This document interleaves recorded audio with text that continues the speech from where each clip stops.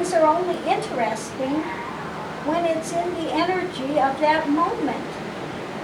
Right. There's nothing here that's scripted. Right. Right. And when the energy of that subject is gone, it's gone.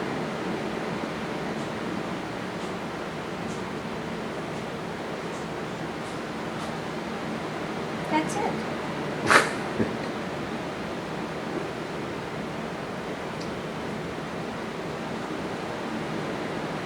You know, people don't understand when they ask questions and something's given, it's given spontaneously. It's not something that's sit here and thought about. There is no thought processes going on. Right. Not now, not ever. So it's not something that one continues to keep in their mind that they're rolling around and looking for this answer and that answer. It's either there, and when that energy is gone, it's gone. End of story.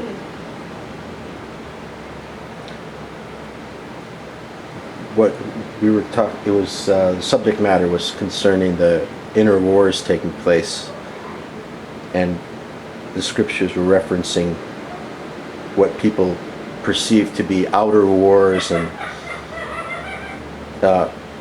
for example with the Jihad and outer wars taking place, and they missed the point about how it's the inner workings of mind killing ego. That's what we were talking about. I mean, Is mind going to kill ego? not mind killing ego.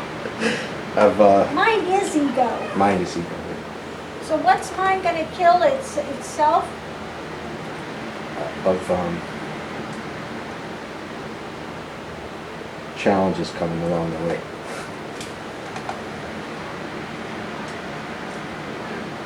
Well, you got that all twisted, don't you?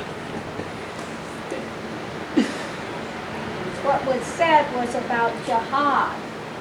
The infidel is the infidel of mind and the ignorance.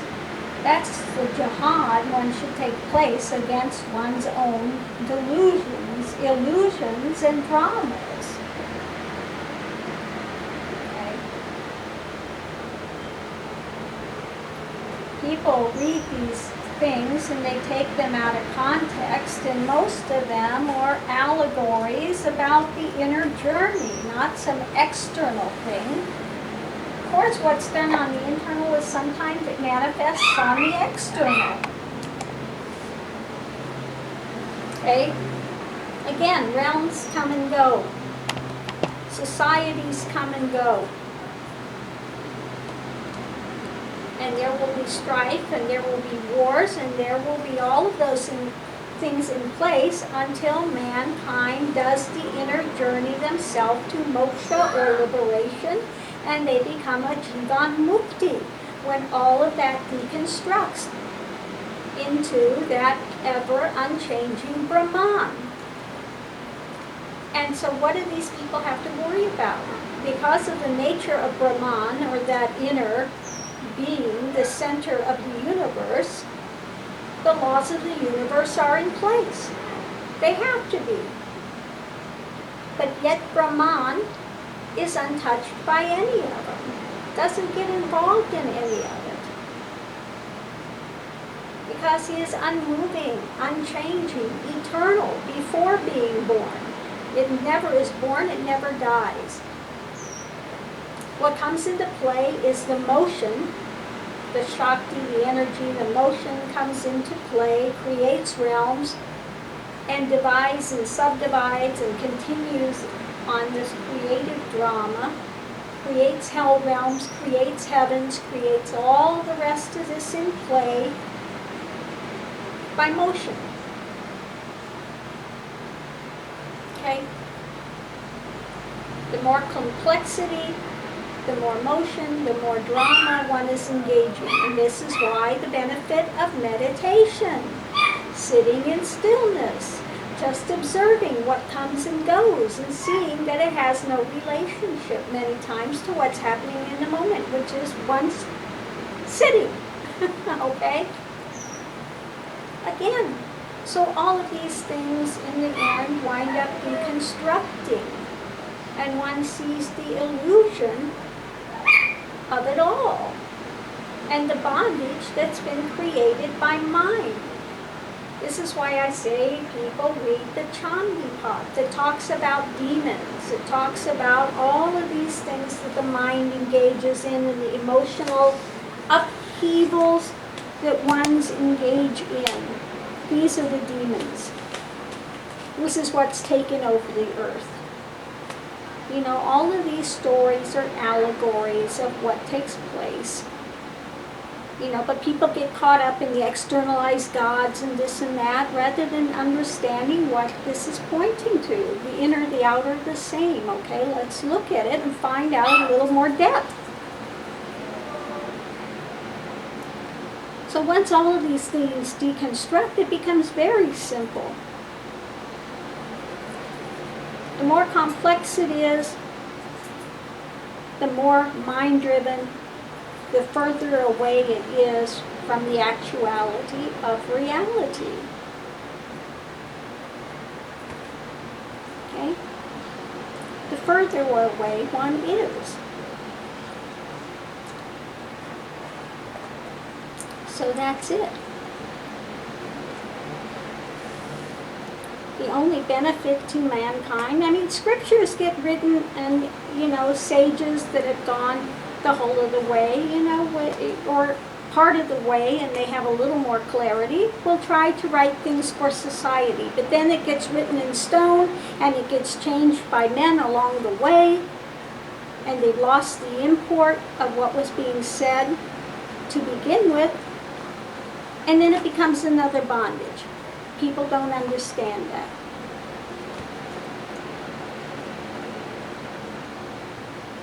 So some of these things are meant to help society, and some of them, you know, come out of the societal mental conditionings of what mankind is into at the moment. Okay?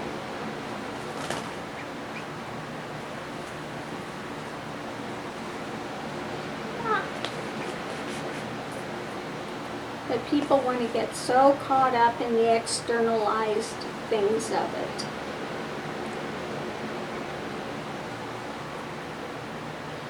So again, some people get caught up in this, and then, you know, you get some that are doing mantras, and people get caught up and they're afraid of this and that mantra, or, you know, somebody coming against them, whatever. All of that has to do with duality in mind, and if you're a weak mind, then you take this in and you run with it, and you become your own worst enemy. Again, your own doing, in your own realm, and you're creating another bondage for yourself out of fear. When all deconstructs and one knows that it's only Brahman at the center, what can come against that? Nothing. That's the life of all life.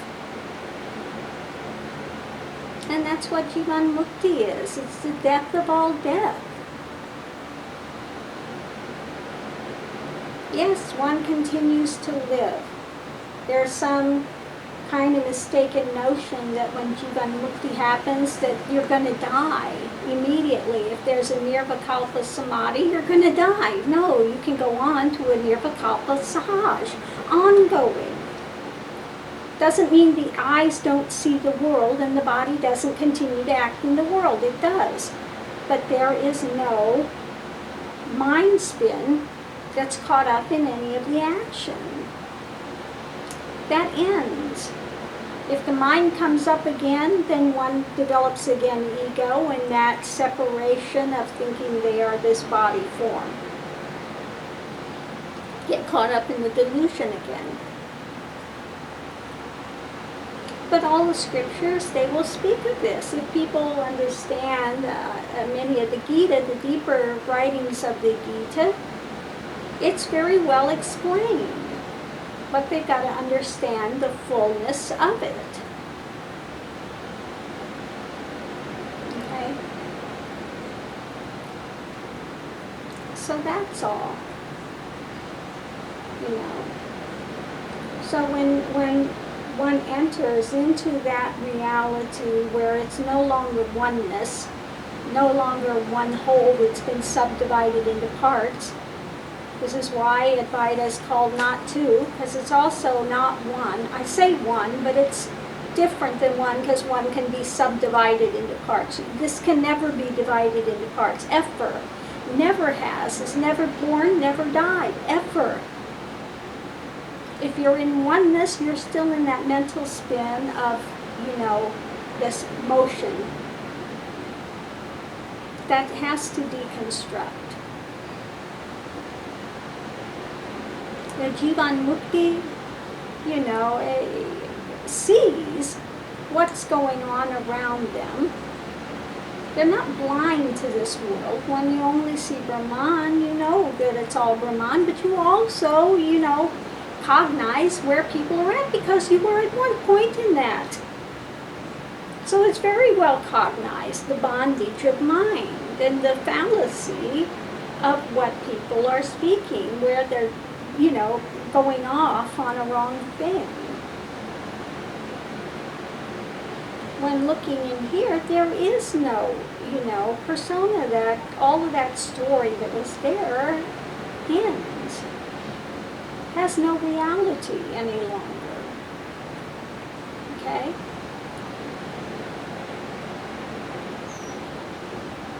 But it's like, like the scriptures say, once that wheel is spinning, it's still spinning and it still acts in the world and does what it needs to do. That's all.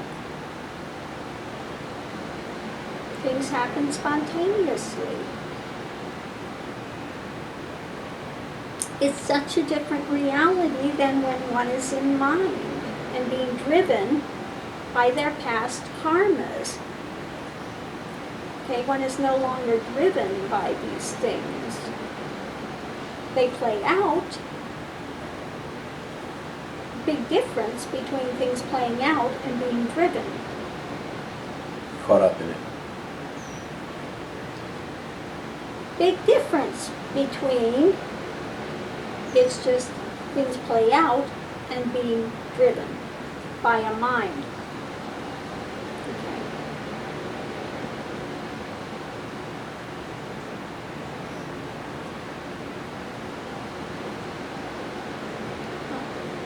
So when people ask things here, it just comes, the answers, what needs to come forward comes in that moment in time. It's not looked for, it's not hunted for, it's none of that.